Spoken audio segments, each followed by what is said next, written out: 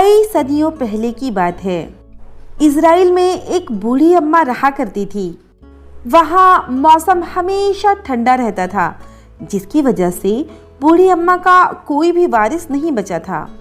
बूढ़ी अम्मा हमेशा परेशान रहती, ये सोचकर कि दुनिया में मौसम कैसे ठीक होंगे। एक दिन बूढ़ी अम्मा परेशान होकर चर्च में प्रार्थना कर रही थी। ओह गॉड, ये दुनिया कैसे चलेगी?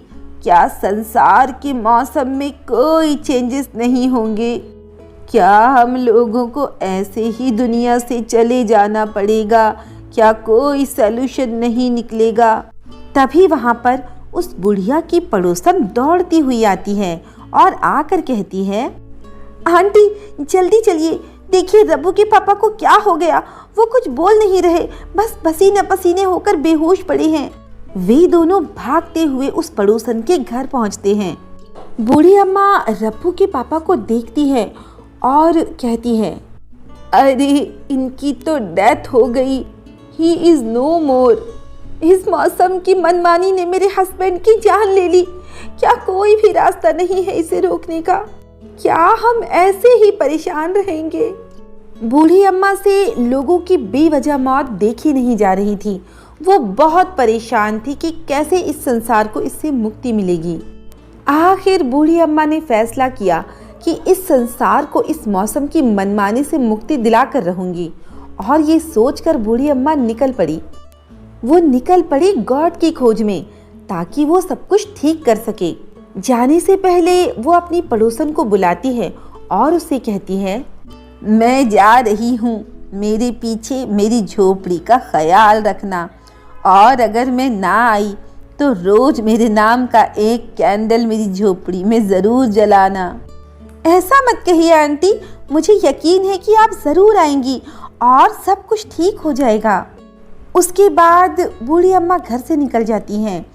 पैदल चलते चलते 2 दिन बीत जाते हैं। उसके बाद वो एक समुद्र के किनारे पर पहुंचती हैं। बूढ़ी अम्मा को अचानक एक मगरमच्छ दिखाई देता है, जो कि जाल में फंसा हुआ था। बूढ़ी अम्मा से उस मगरमच्छ की तकलीफ बर्दाश्त नहीं होती और बूढ़ी अम्मा उसे उस जाल से आज़ाद कर देती है। ये देख मगरमच्छ कहता है, बूढ़ी अम्मा, आपका एहसान रहा मुझ पर। मैं इतना खूंखार हूँ, लेकिन फिर भी आपने मुझे जाल से आज़ाद किया। अरे शुक्रिया की कोई बात नहीं, तुम्हें तकलीफ से आज़ाद कराना तो मेरी ड्यूटी थी। आप सच में बहुत अच्छी हैं बूढ़ी माँ, लेकिन ये तो बताइए कि आप जा कहाँ रही हैं? मैं मौसम को बदलना चाहती हूँ। मैं भगवान की तलाश में निकली हूँ। इस मौसम की मनमानी को रोकना बहुत ज़रूरी है। मुझसे संसार की ऐसी हालत देखी नहीं जाती। आप अपने मकसद में ज़रूर कामयाब होंगी बूढ़ी माँ। मेरी तरफ से ये जादुई अंगूठी ले जाइए। जब भी आपको मदद की ज़रूरत हो तो इस मोती को अपने हाथ में घिसना, आपको मदद ज़रूर मिलेगी। लेकिन हाँ, आप ये बात ज़रूर याद रखना, 3 मिलेगी, तीनों को लाना है। आपको ये पहेली ज़रूर सुलझानी होगी। ये कहकर मगरमच्छ वापस चला जाता है। बूढ़ी अम्मा वापस से अपना सफ़र शुरू कर देती है। थोड़ी दूर चलने के बाद समुद्र में अचानक लहरें उठने लगती हैं और बूढ़ी अम्मा लहरों की चपेट में आ जाती है और डूबने लगती है। थोड़ी देर बाद बूढ़ी अम्मा देखती है कि वो समुद्र के तल में किसी अलग ही दुनिया में पहुंच चुकी हैं। बूढ़ी अम्मा ये देख चौंक जाती है और चुपचाप खड़े होकर देखने लगती है। थोड़ी देर बाद उस लोक की रानी बूढ़ी अम्मा के पास आती है और वो पास आकर कहती है, बूढ़ी अम्मा, आप सही जगह आई हो।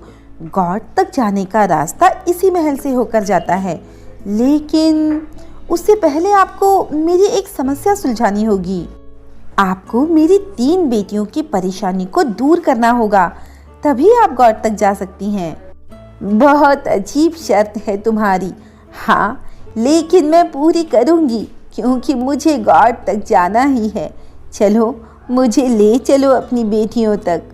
बूढ़ी अम्मा उस रानी के साथ उनकी पहली बेटी के कमरे में जाती है। बूढ़ी अम्मा ने देखा कि उसे बहुत गर्मी लगती है। फिर वो दूसरी राजकुमारी के कमरे में जाती हैं और बूढ़ी अम्मा देखती हैं कि उसे बहुत ठंड लगती है। फिर वो तीसरी राजकुमारी के कमरे में जाती हैं और बूढ़ी अम्मा ने देखा कि तीसरी राजकुमारी सिर्फ रोती रहती है।